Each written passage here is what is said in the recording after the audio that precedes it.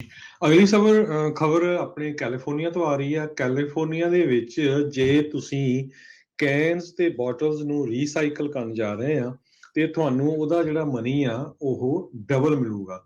California department of resources recycling ਤੇ recovery unit ਨੇ ਇਹ ਕਿਹਾ ਆ ਵੀ ਕੈਲ ਰੀਸਾਈਕਲ ਵੱਲੋਂ ਇੱਕ ਬਜਟ ਦੇ ਵਿੱਚ ਇੱਕ ਪ੍ਰਪੋਜ਼ਲ ਰੱਖਿਆ ਗਿਆ ਹੈ ਜਿਸ ਦੇ ਮੁਤਾਬਕ $100 ਮਿਲੀਅਨ ਇਸ ਪ੍ਰੋਗਰਾਮ ਦੇ ਉੱਤੇ ਸਪੈਂਡ ਕੀਤੇ ਜਾਣਗੇ ਤਾਂ ਕਿ ਲੋਕ ਵੱਧ ਤੋਂ ਵੱਧ ਰੀਸਾਈਕਲ ਕਰਨ, ਖਾਸ ਕਰਕੇ ਪਲਾਸਟਿਕ ਵਾਲੀਆਂ ਬੋਟਲਸ ਨੂੰ।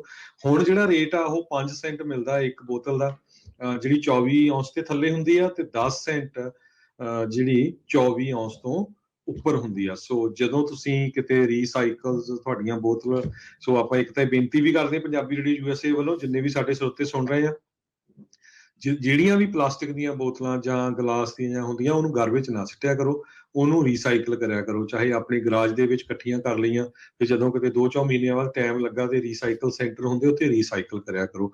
ਸਭ ਤੋਂ ਜ਼ਿਆਦਾ ਜਿਹੜੇ ਸਮੁੰਦਰ ਦੇ ਵਿੱਚ ਜਾਨਵਰ ਰਹਿੰਦੇ ਆ ਉਹਨਾਂ ਦੀਆਂ ਮੌਤਾਂ ਦਾ ਕਾਰਨ ਪਲਾਸਟਿਕ ਆ, ਕਿਉਂਕਿ ਅਲਟੀਮੇਟਲੀ ਜਦੋਂ ਅਸੀਂ ਬਾਹਰ ਕਿਤੇ ਵੀ ਪਲਾਸਟਿਕ ਸਿੱਟ ਦਿੰਦੇ ਆ ਉਹ ਸਮੁੰਦਰ ਦੇ ਵਿੱਚ ਪਹੁੰਚਦੀ ਆ ਤੇ ਬਹੁਤ ਨੁਕਸਾਨ ਹੁੰਦਾ ਤੇ ਇਹ ਜਿਹੜੀ ਆ ਕਿਸੇ ਤਰ੍ਹਾਂ ਡੀਕੰਪੋਜ਼ ਵੀ ਨਹੀਂ ਹੁੰਦੀ ਹੈਗੀ ਪਲਾਸਟਿਕ।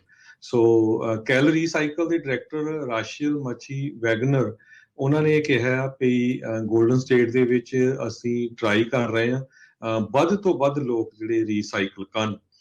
ਸੋ ਕੈਲ ਰੀਸਾਈਕਲ $155 ਮਿਲੀਅਨ ਮੋਬਲ ਰੀਸਾਈਕਲਿੰਗ, ਖਾਸ ਕਰਕੇ ਰੂਰਲ ਏਰੀਆ ਜਿਹੜਾ ਪਿੰਡਾਂ ਵਾਲਾ ਏਰੀਆ ਤੇ ਹੋਰ ਕਈ ਸਟੇਟ ਦੇ ਏਰੀਆ ਦੇ ਵਿੱਚ ਵਰਕਆਊਟ ਕਰਨ ਜਾ ਰਿਹਾ ਹੈ। ਸੋ ਮੇ ਵੀ ਆਉਣ ਵਾਲੇ ਦਿਨਾਂ 'ਚ ਜਿਸ ਤਰ੍ਹਾਂ ਤੁਸੀਂ ਕਈ ਵਾਰੀ ਦੇਖਦੇ ਤੁਹਾਡੇ ਘਰਾਂ 'ਚ ਪੇਪਰ ਲਾ ਜਾਂਦੇ ਆ ਵੀ ਜੀ ਇਸ ਵੀਕ ਅਸੀਂ ਇਲੈਕਟ੍ਰਿਕ ਜਿਹੜਾ ਤੁਹਾਡਾ ਜਾਂ ਇਲੈਕਟ੍ਰੋਨਿਕ ਦਾ ਸਮਾਨ ਆ ਉਹ ਪਿਕਅਪ ਕਰਾਂਗੇ, ਕੰਪਿਊਟਰ ਹੋ ਗਏ ਜਾਂ ਲੈਪਟਾਪ ਹੋ ਗਏ ਜਿਹੜੇ ਨਹੀਂ ਚੱਲਦੇ। ਸੋ ਇਸ ਤਰ੍ਹਾਂ ਹੋ ਸਕਦਾ ਵੀ ਰੀਸਾਈਕਲਿੰਗ ਦੇ ਲਈ ਵੀ ਉਹ ਜਿਹੜੀ ਸਟੇਟ ਆ ਇਦਾਂ ਦਾ ਕੰਮ ਕਰੇ।